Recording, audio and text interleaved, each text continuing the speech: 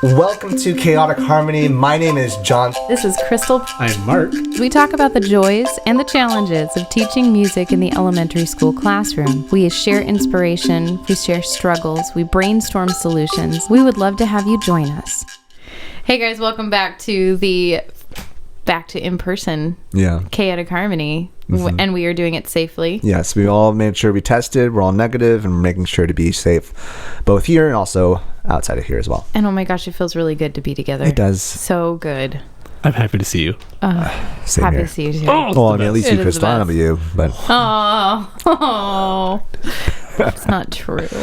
That's just not true, guys. So we were kind of informally discussing around the dinner table what we thought this next recovery is going to take, or even the support that we need as teachers right now.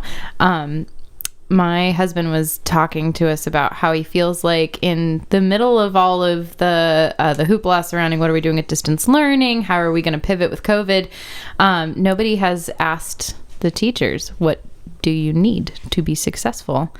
And when he said those words, everything in me went, oh, wouldn't that be nice to be asked? So, friends, what do we need to be successful? We can stand on our soapboxes because that's our podcast. This is true. Shoes. Shoes? Expound. Yeah, Mark did say shoes. He wants a shoe budget. No, okay. So you want 4 shoes. let's just unpack this really quick. Let's go down this rabbit hole. Okay. So prior to us starting this episode, I had said to these individuals here, wouldn't it be cool if at the beginning of the year, and granted I was speaking more of a formal year, not distance learning, if you got like a $200 stipend to get some shoes. And the reason I say that, the reason I say that is because like getting a good pair of like supportive shoes, they'd be expensive, right. You know, and I'm not budget, and I'm not going to wear them for other uses, but like for professional, and like that's what I wear at school, and it would be nice to feel supported. Pun totally intended, right? Oh yeah. That was my dad coming out. Okay. So I'm done. Okay. If you would like a shoe budget, call us 619-880-3001. I see you there. I do, and I think I think it's safe for us to all say, and anyone who's listening, that teaching as a profession could be helped more. It could be, and so for me, what I would want if I could stand on my soapbox, you may. Your shoebox. If I could stand on a box that is sturdy enough for me to stand on while I speak on it, or like a banana crate. That's probably better. Mm-hmm. You know, one time I would love to buy a soapbox, like a box, you know, like just an an actual old soapbox. Yeah, and then have like, you know, a podium, just have like, you know, start gabbling things. But back to my story. Seattle, 4 years ago now, on our fall break, Ron and I were, and we were just walking around, and they had a box, and it was just said soapbox. It's That's awesome. So jump on up here and speak your truth. Perfect. Seattle would. Good job, Seattle. So right now, my roommate and I are going through The West Wing, and as I watch it, first off, second season's not good, but that's my personal take. But one thing I've noticed is, like, as they focus a lot on the different characters, whatnot, the gears work because each character has an assistant, each character has someone to support them, whatnot, and I feel like not just as educators, but also, well, not just as music teachers, but educators as a whole, we could use some assistance. I remember back in kindergarten, we had 3 teachers, and they probably weren't all 3 teachers. I have no clue how it was, because I was in kindergarten. I didn't have big brains back then.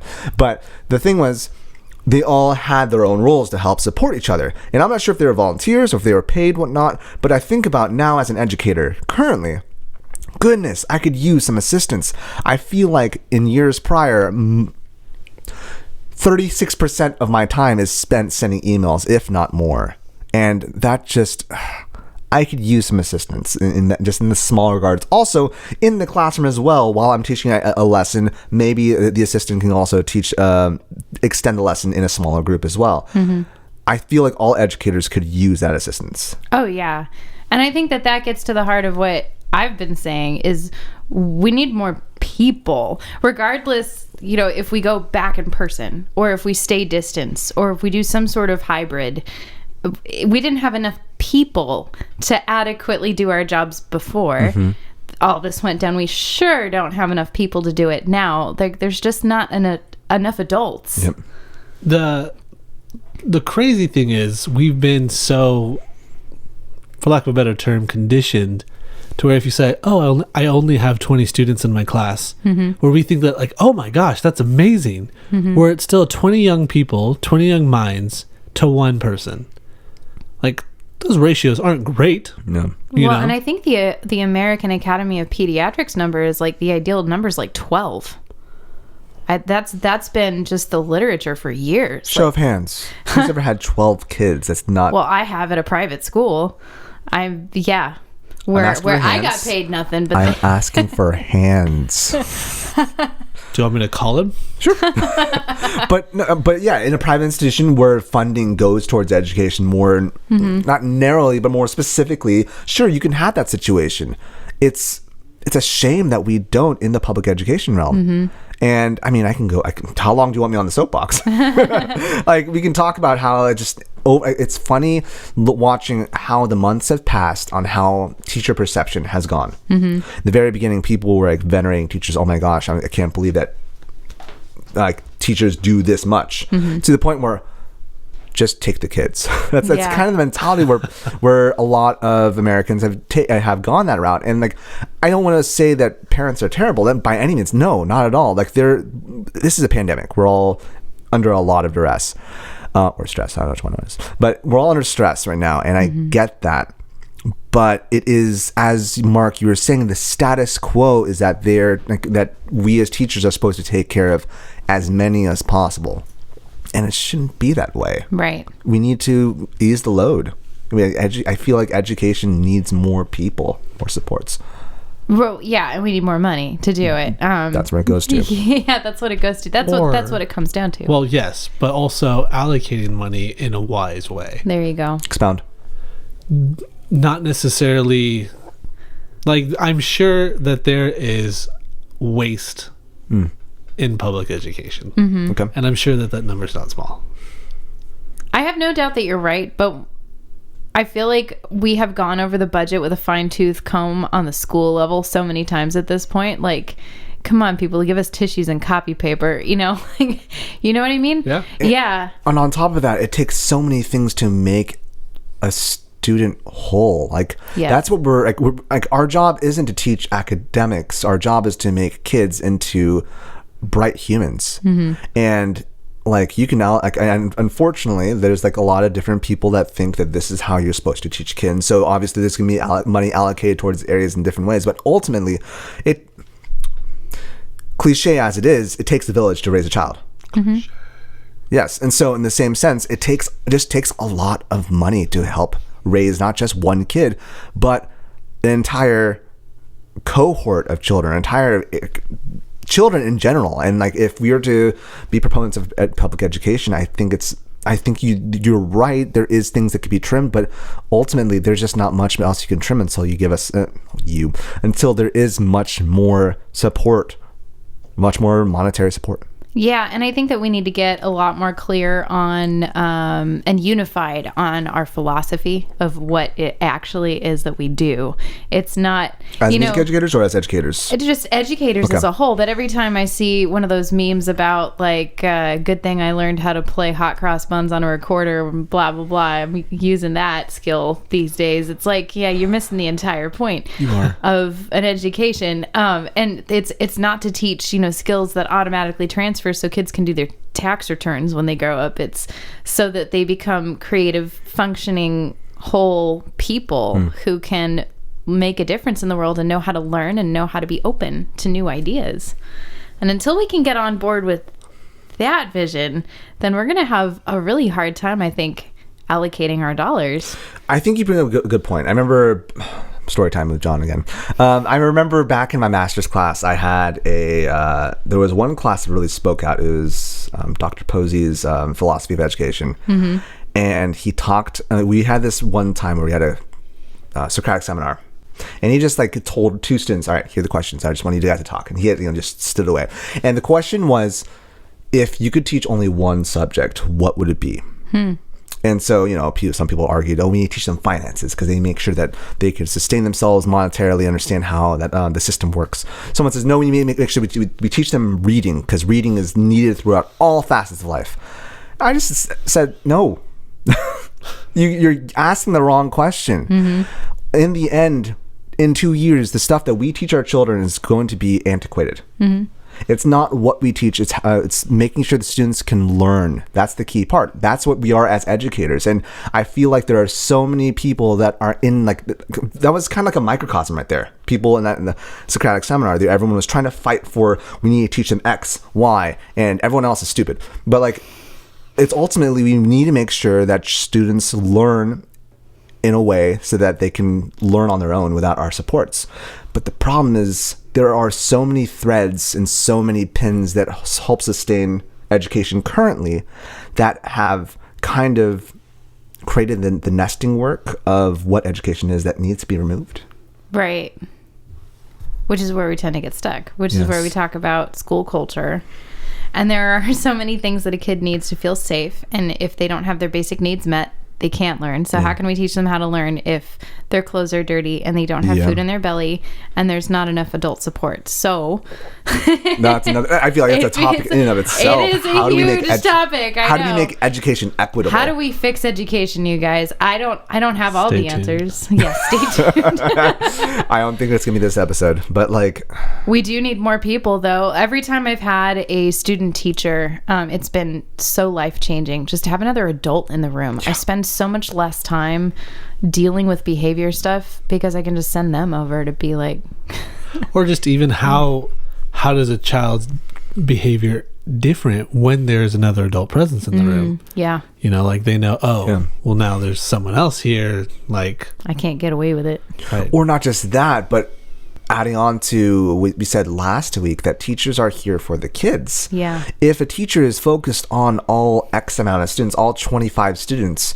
but that one child needs a different kind of attention, they can go to the other adults. We can siphon. They can ask them to go to the bathroom. Yeah, on a local case, but also if they're. I remember my friend. She was watching me teach.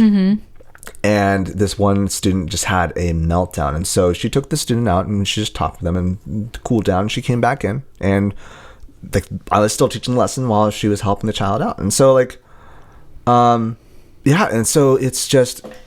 Yeah, whereas if it's only you, if you have to decide, do I take the time to walk away from the lesson? Do I pick up the phone? Do I send up a smoke signal? And it's more difficult when... I probably can't say that anymore, huh? I just realized that. Probably not. That was probably not. Sorry. Yeah. But I think about how, especially as music educators, everything we do is super communal, except for right now online learning. But everything we do typically is communal. Even online learning. I take that back. That's a bad slide. Everything we do is communal. And for a student to have a situation where they need a little more attention because of XYZ reason that's completely valid, then how can we make a communal situation and also help that student need? And that just needs more people. More people. Yeah. We need more people. Solved. Done. Like and subscribe. Every teacher needs an assistant. Yeah. Yeah. I think if we could start somewhere, that would go a long way. But then the other thing is too, so they need to be adequately trained because yes, I have seen so many kids over the years who just have a higher level of emotional needs who, when it comes to a teacher who has that training with how to de-escalate a kid or how to just reach into our bag of tricks for how to talk to a kid who has different needs and think about how their brain works. They might have interpersonal problems every single time they're at recess, but at that first recess, when it's teachers on duty, we can de-escalate them, redirect them, send them where they need to go. But a lot of times some of the noon DDs will have a lot more trouble with that because they don't have that same kind of training with how to de-escalate. And so the kid gets written up, they end up in the principal's office. So I want to like put that caveat on there that we need more people, and they also need to come with a certain amount of knowledge for how to really help. It's not like we need more bodies. Right. We need more well-trained adults. Yeah. Don't send me your high schoolers who need service hours. And I think about as well about how many institutions teach educators, but the biggest hook is that you can graduate in a short amount of time. Is that the best though? I think about how I learned a lot when I was student teaching and teaching, but I feel like I should have learned more when I was being trained as a teacher. I think that we should have had a whole lot more classroom time before we landed. That's the thing that I think is crazy. You can go through your undergrad and almost your entire credential program in the state of California without ever setting foot in a classroom until it's time to student teach. And at that point, if you've put 5 years into, becoming a teacher, and then you get in for student teaching and you realize, oh no, I hate this. Hello there. Yeah. No, we need to get people a lot more on the ground training a lot sooner.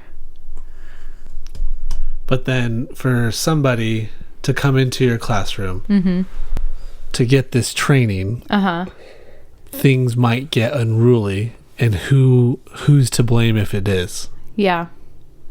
The teacher. Sure. That's the true. teacher on record. Yeah. And so why would I as a teacher want to just take that risk? What incentive do I have? Just looking at it to from make the situation as a whole better. I understand that like there are a lot of risks, but I don't know. I feel like making the world a better place is a risk, and I get it. Accountability is hard and it's tough, and it's like also being in a position of responsibility is tough, and adding more things onto your plate is tough.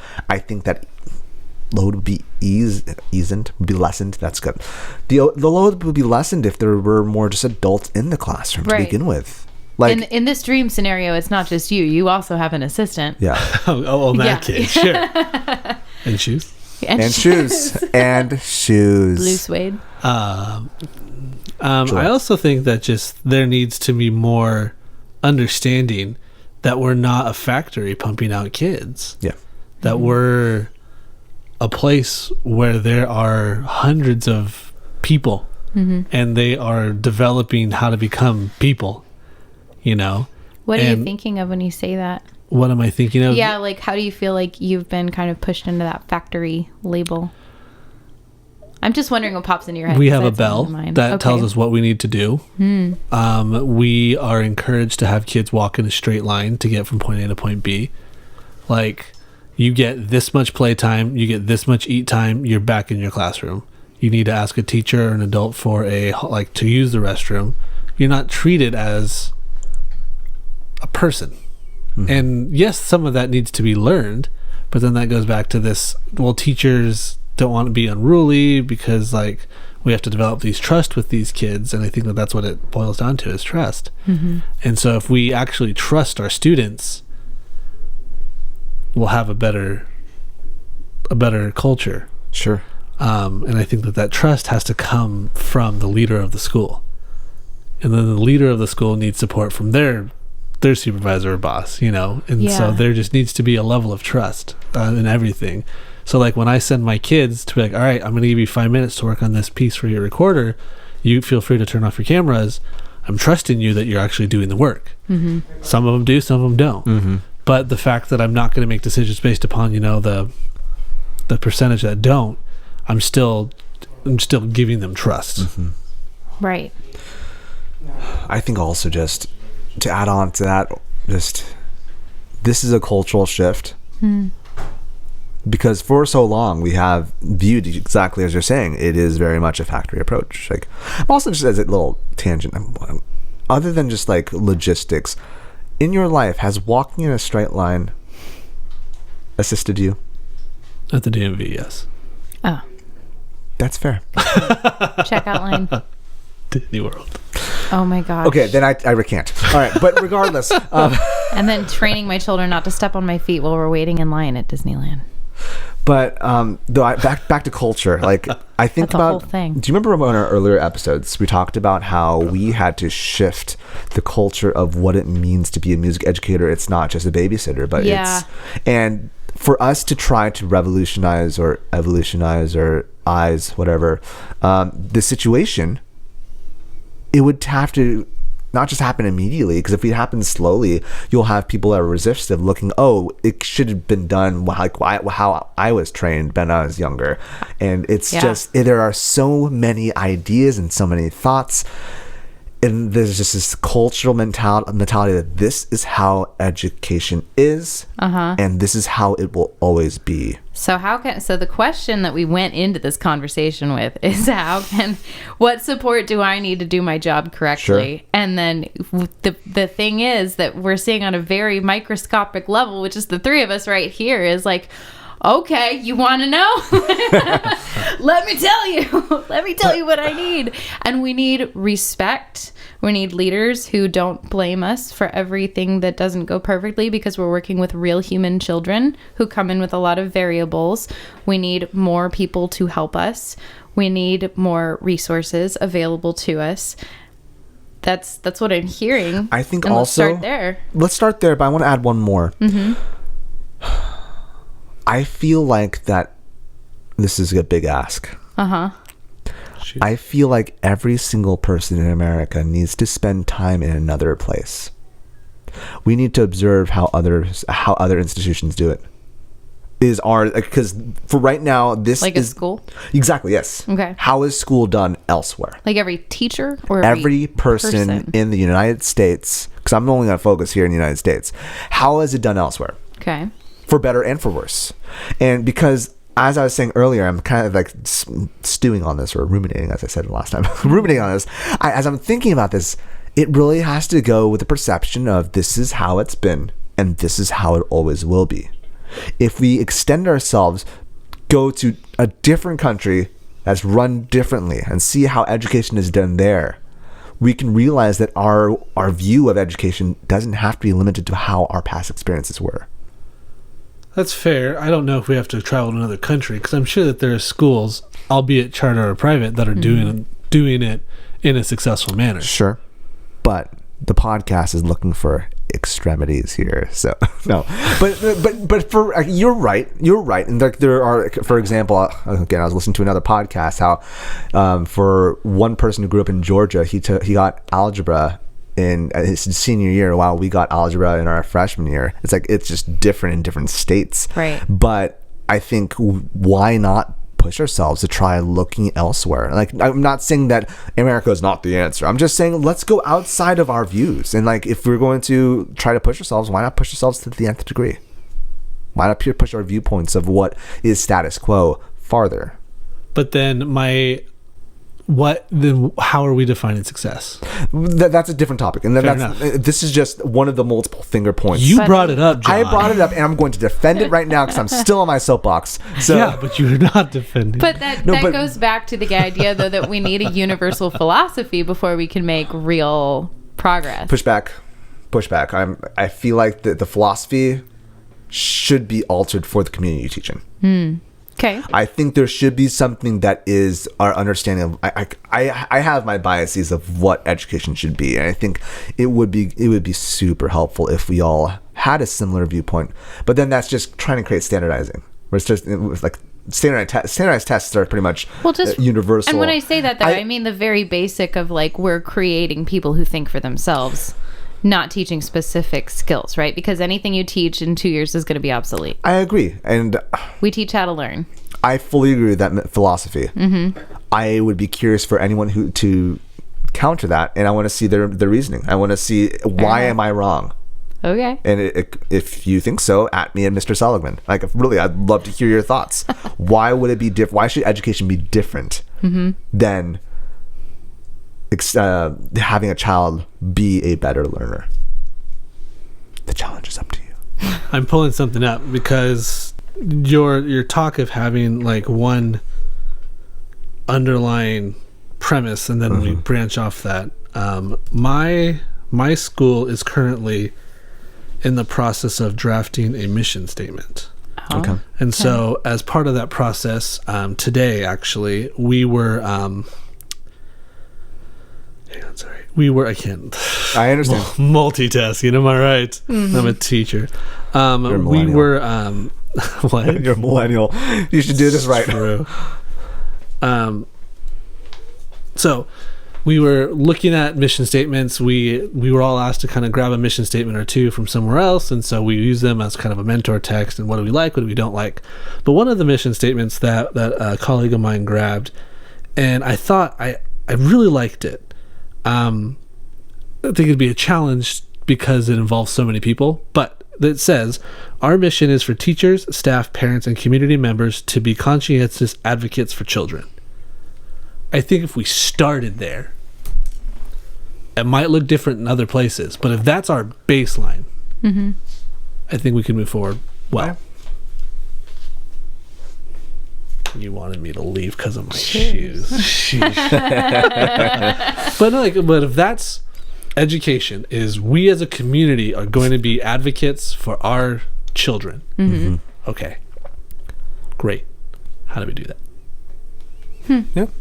Yeah. More What do you recess, less homework. More recess, less homework.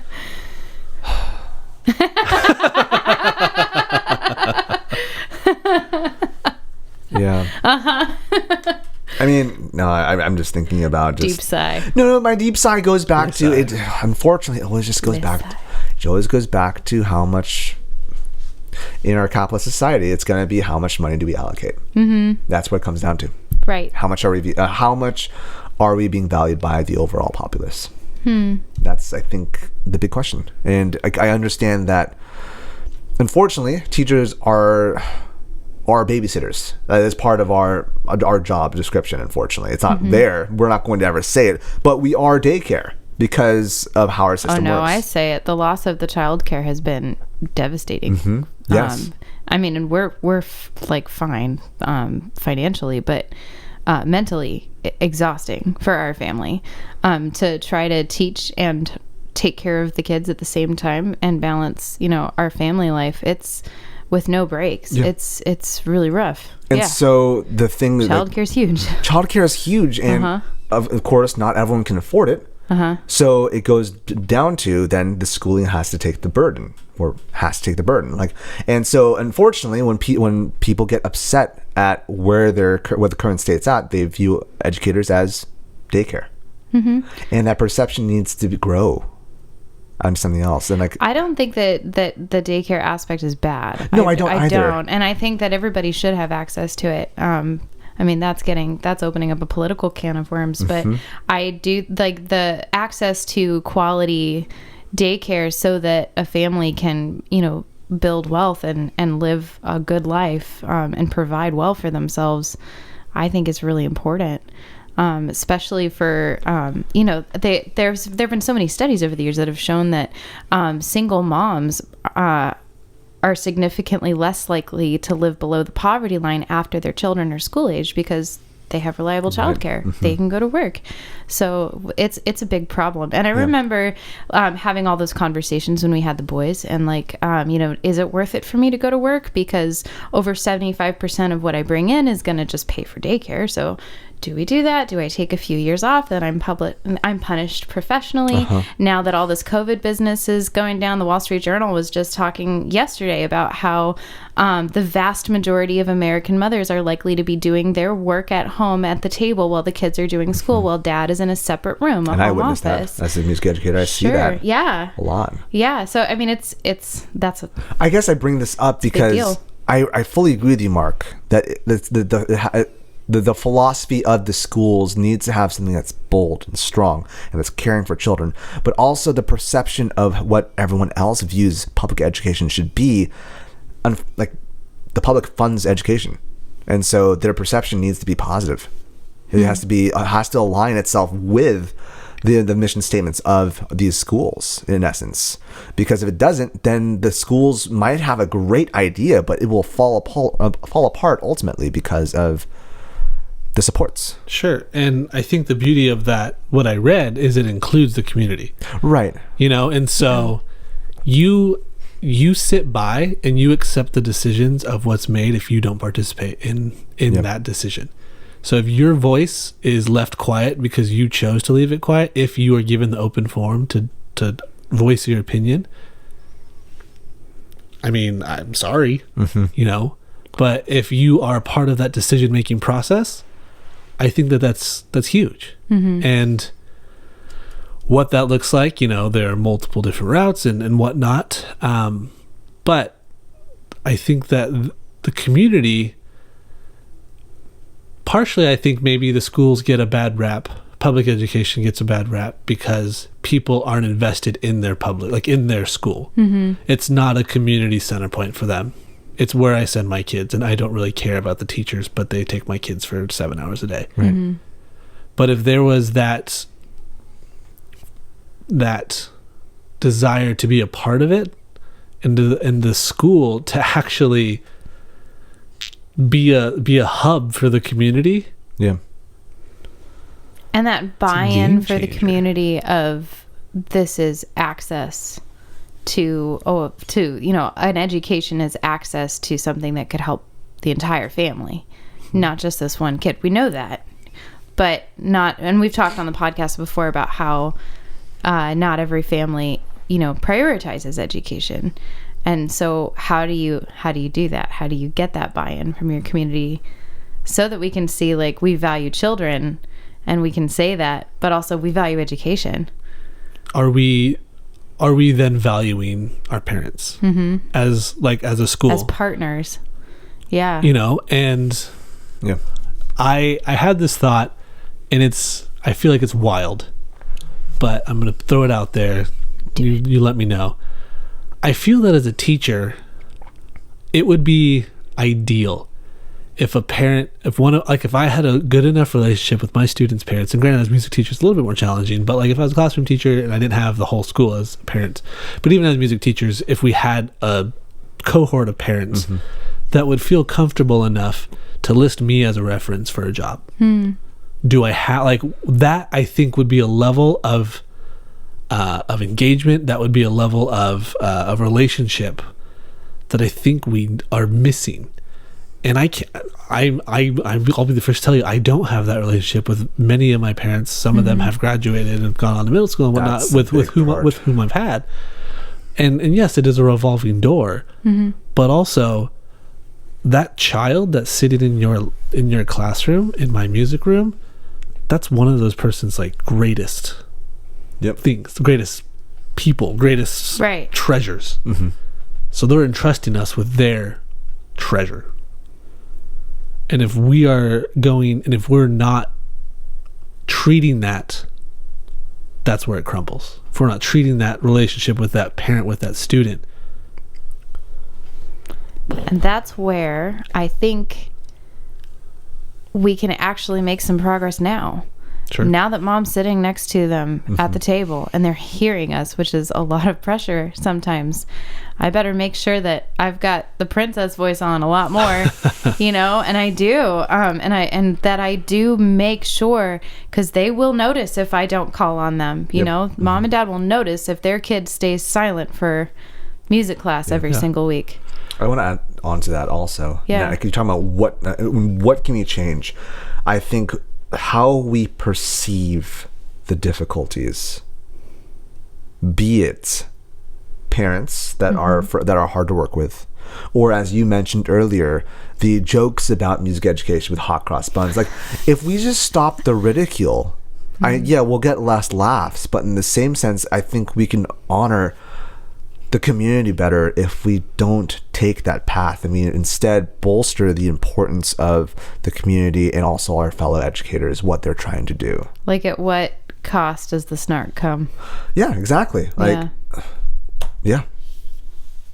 yeah, that's true. Mark, you're gonna say something. I was. You had said, Crystal, like, you put on your teacher voice and whatnot. Right. What if teachers could be humans too? That's something that I really strive to do as a music teacher. I definitely have. There is definitely an act. There's always an act.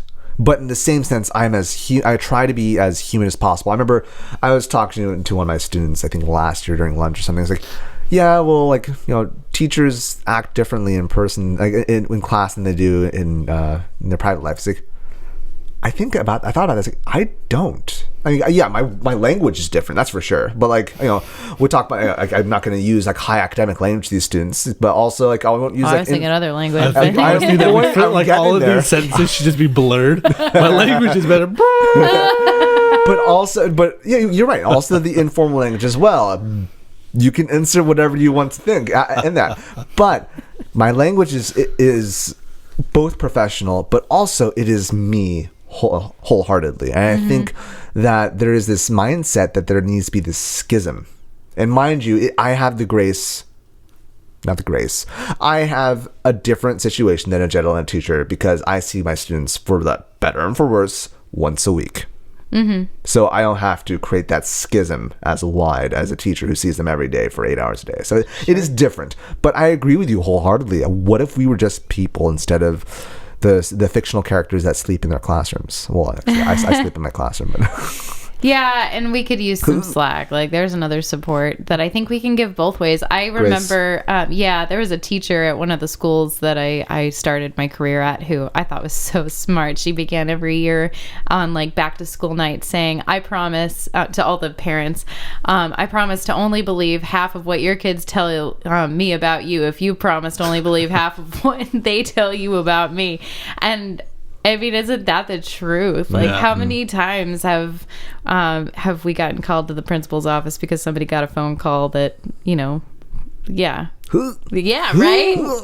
Yeah, your tone wasn't good. But, I mean, yeah, children are, my dad used to say children are great perceivers and lousy interpreters. So I just think there needs to be a lot more of that teamwork. Yeah, he's got some good ones. There needs to be more teamwork between parents and teachers. Yeah, less snark, more respect.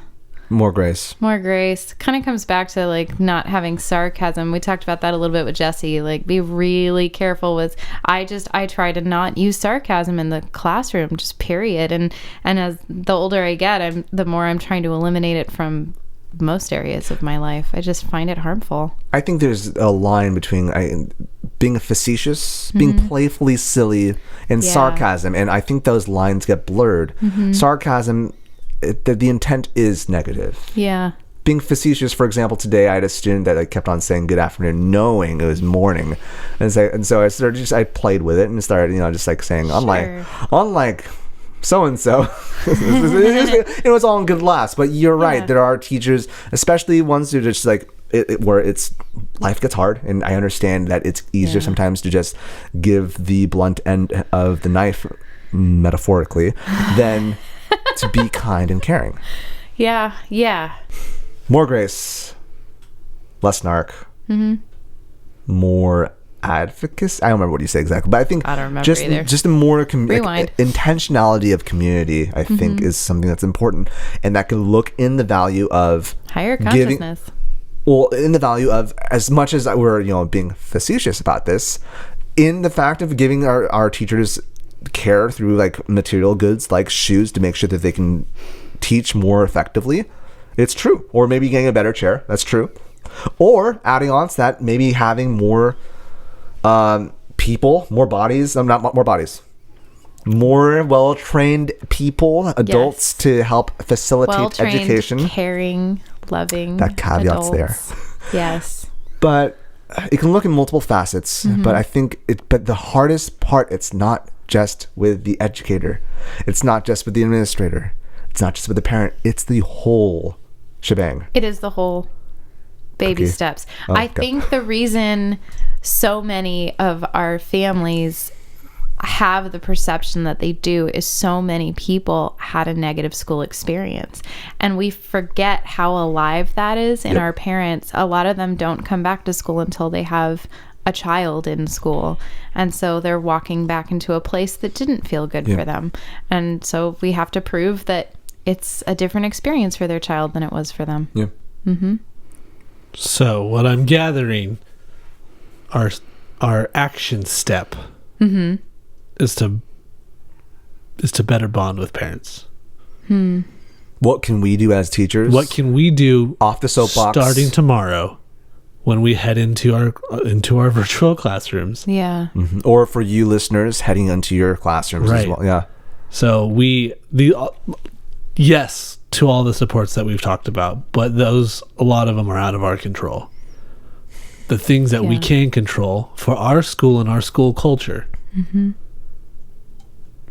is parents and I'd say our community, because it works through our teachers, it works through our admin, with teachers and stuff. But yes. Yeah. I spent a lot of time making phone calls a couple weeks ago because my principal asked me to spend some time connecting with families with chronically absent kids from my class. So I went through my engagement logs, saw who had missed more than 4, and just went down the line. And the number of, there were a fair number of parents who were like, wait, he's not logging on to music class. And so that was news. But there were also a fair number who were at work who had to say, give me a second, I'm going to go into the break room. Yeah. And they apologized profusely. And I just had a moment to say, look, this is hard. This is the hardest season I've ever had as a mom. My kids are, elementary school age 2. I know you're doing the best you can. This is a guilt-free phone call. I just want you to know I care. I miss your child. Let me know what I can do to make school more fun. And if you have ideas, I truly want to hear them. Just like bridging that, sending a little understanding. I had a frazzled mom log on today because their internet was going in and out. And I just said, look, I'm going to mark that he's here and you're having technical problems. If you need me to send you something asynchronously, that's fine. And if you need to step outside and take a walk with him around the block to get out some of that frustration, that's great. Bond, be human, be real, be yourself, but be yourself empathetically. Yeah. Solved it. Done. Next. I told you to stay tuned. Awesome. Oh, if you have ideas, we want to hear from you. Yeah. Really. Actually, it's a good way to bring up, because we have a phone line. We do. Now. Phone line. We do. So millennials, it's okay to make phone calls. As a millennial myself, I hate phone calls. I do too. But you know what, John? Look at me. Look at me. If we want to be better for our communities, we need to get on the phone and make some phone calls. Sure, of course. Yeah. You know what? You can text us at this number. So first off, if you want to. before we get into the number,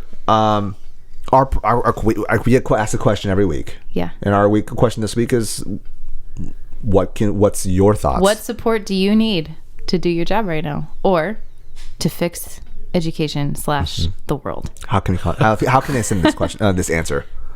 What? What's the number? Okay.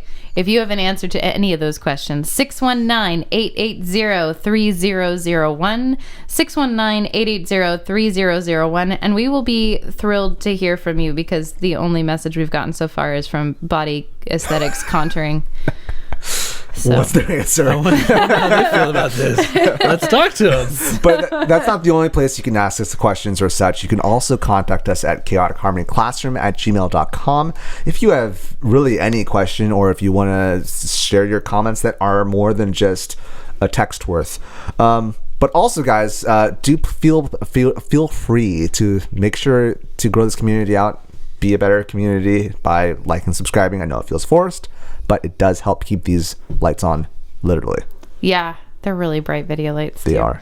So make sure you like and subscribe on our YouTube channel if you're listening there. You can also leave us a review. That helps us as well grow this community much better and bigger and more caring. So leave us a review on iTunes or whichever podcasting app. I think iTunes is the main one, though. Mm-hmm. Yeah. So we do read your thoughts. We do.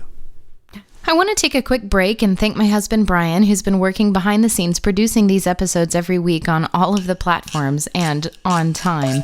But you need to know that he is first a financial planner for Mission Trails Financial.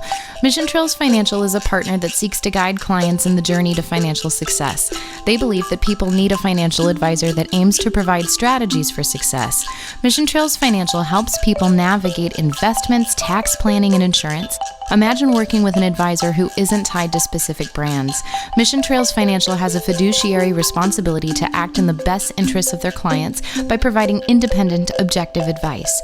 Their mission is to help clients accomplish their financial goals. As Joe Vitale once said, a goal should scare you a little and excite you a lot. Do yourself a favor and set up a time to chat with Mission Trails Financial. Visit www.missiontrailsfinancial.com or call 619-419-0238 to schedule a call. You'll be glad you did. We believe that leaning on professionals is how we get ahead. Check out the program notes for more information. So, Spiccato. Yeah. Okay, I got one. So I was thinking this week, and I don't have an answer yet, but I was trying to think about what something that everybody has in their house most likely could be. And I was thinking puzzles. What could you do with a puzzle piece? Puzzles? Yeah. If you ask the kids to get a puzzle piece for their lesson and then put it back in the box so that their families don't hate you for one missing puzzle piece forever. What could you do with a puzzle piece? What could you do? My immediate thought was what recognizable picture is on that puzzle piece, and then make a word chain out of them. Love word chains so much. I know. So I'm to Flower, reflect back dog on ear. last week's episode on patterns. Uh-huh. I'm going to try not to do something that's kinesthetic because I do that all the time. So that's body movement, like that form of this answer. So I shall think. I mean, you could make your body match the shape of your puzzle. See, that's the easy answer. That's exactly we could do I that. hadn't But thought of that before, but then you but- said movement, and then I was like, interesting. What you do is you use it as a metaphor. Every week you have them grab a new piece of the puzzle. Either it can match or it can't. And then at the end of the school year, you have just a bunch of puzzle pieces, and then you tell them, our time this year is over, and the puzzle's the puzzle's not yet finished, unless it's a really small puzzle. Well, then maybe get another puzzle. Like, the Keehmer household has lots of small puzzles. We have a 2-year-old, so it's fine. It's true. And I don't love puzzles. Anyway, and so at the end of the year, then you tell them, like, your journey is not done. Like, you still have so much left of this puzzle that you need to put together. And you were able to do this much of the puzzle this year with me, and I'm so proud of you. Next year, you're going to get to add to it, and I can't wait to see what you get to add next year, and so on and so forth. Boom. if we're doing big brain stuff, I like that. part of me wants to connect. Mr. Keehmer has his commencement speech done. Because not all, many puzzle pieces look similar. They just don't create the same shape. And I feel like that's a way for us to talk about interconnectedness. Everyone showcases their puzzle piece. And maybe Susan's puzzle piece looks a little different than Gabby's. Maybe Gabby's looks a little different than Tyler's. But all of them kind of have similarities. How can we see the similarities in ourselves? Noise. Guys Even though went they all paint a philosophical different on me. I like it piece. I'm trying to push my pattern. though. I respect that. So- branch out. All right, good job, guys. Cool. Puzzle piece is done. Socially distant spiccato. A win. Check. Check. Round of the week. I am bringing you a round of the week from Mr. DelGaudio in Boston. Okay. Hi, Mr. DelGaudio. Hello, hello. I found his YouTube channel. I don't even remember how. I stumbled across it one day because you know what? I do remember how. I was trying to occupy a very busy second grade boy in this house who was driving me crazy. I was like, music class videos. And I came across him and he was riveted. He has the best movement videos, and so I've really enjoyed some of his movement activities, and I highly recommend that you check his stuff out. We can link it in the description. And so this is a song that he did that is a lovely little lesson about a scarecrow, and it's a game. And I did this with first, second, and third grade this week, and it was great because the only thing we needed was a pen or a pencil for a rhythm stick and a chair to walk around. And it was the cutest thing. We all played this game and walked around our chairs, and it worked perfectly. And it was probably the most joy I've had in weeks watching them play the game with me and all their little Zoom squares or Microsoft Team squares. Team squares. There we go. Whatever. Team Rectangle squares. sometimes, Yeah. Yeah.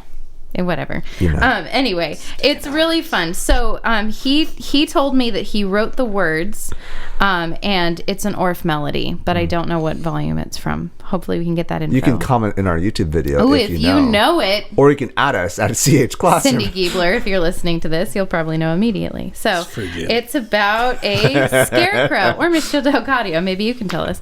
I know a scarecrow, and his name is Johnny Grim. Oh, but the crows are not afraid of him. Take a peach, take a pear, Johnny doesn't care. Oh, I know a scarecrow, and his name is Johnny Grim. Oh, but the crows are not afraid of him. And so the little Orff game, he has all these different things that grow on a farm, like an apple and a pear and a squash and a corn, and they all have a rhythm. And so you do a little dance with your chair and you walk around the chair. And if your fruit or your veggie gets eaten by the crows, you have to sit down. It was really fun. How do they have? He's got it on this background. So he's got like the pictures of the fruit, and then it's got a little 4-beat rhythm, and then he plays it on his rhythm stick. So like the apple's like do day do do do or whatever. So you hear the crow go caw caw in the background, and then he plays the rhythm. No, seriously, it's awesome. And then you have to sit down if that's you. Honor system. Yeah.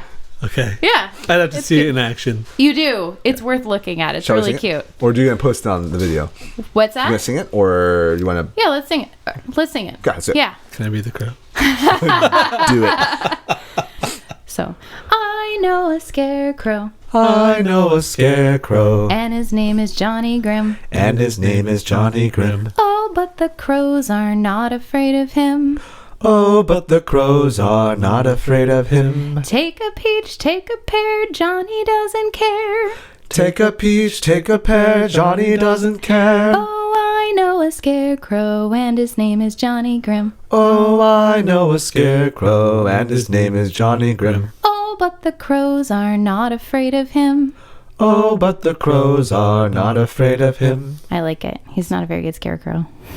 That's why the crows eat all the fruits and veggies. It's like... It's really cute.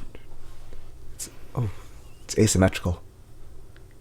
I could be singing it wrong. No, I don't think you are. Anyways, let's try it. You want to sing the whole thing? Yeah. Ready? I know a scarecrow, and his name is Johnny Grim. Oh, but the crows are not afraid of him. Take a peach, take a pear, Johnny doesn't care. Oh, I know a scarecrow, and his name is Johnny Grim. Oh, but the crows are not afraid of him. I know a scarecrow, and his name is Johnny Grim. Oh, but the crows are not afraid of him.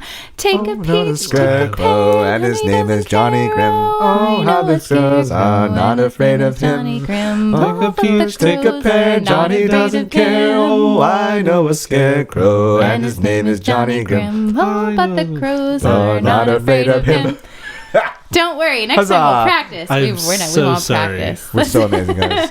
Go watch Rob's video. He's really good at it. Thank you for sharing that, Crystal. You're welcome. Question, Crystal. Sure. Where can the peoples find you? You can find me at crystalpridmore.com or at FinnyVappa on Twitter. Awesome. Mark? You can find me at Twitter, Instagram, and YouTube, all under Mr. Keehmer. Cool. And you can find me on the Instas, Twitters, and also YouTubes at Mr. Seligman, MrSeligman.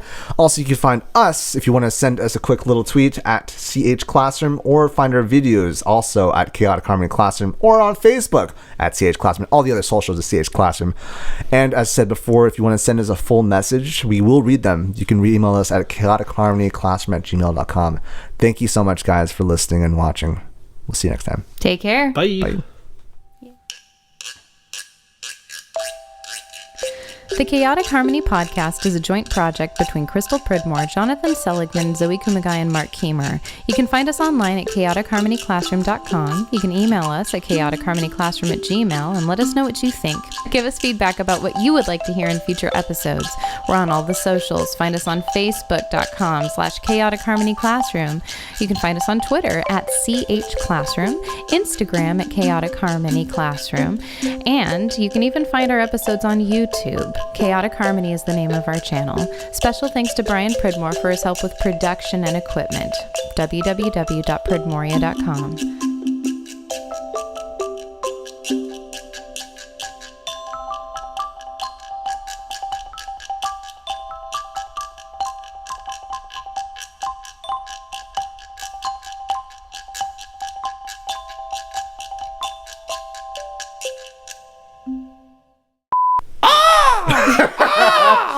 Freaking Joey. Oh my gosh, Joey. I love that man. And his name is John. But I sang it wrong. Oh, but Oh, well. the crows are not afraid of him. It's a folk song. Take a pair, Johnny doesn't care. Go ahead. Scarecrows be Later disrespecting on, him. here's all of his little. There's you his pull little mine out? rhythms. Like, when you think about it, if we're teaching on our feet all day, so like if you had that like little luxury, We used to. then go treat yourself some shoes. When I was first learning how to write stuff off for the business, I tried to write off my shoes for photography. I remember that. That was a whole thing. Not allowed to do that. You can't write off clothing items. News anchors can't. News anchors can't write off their wardrobes.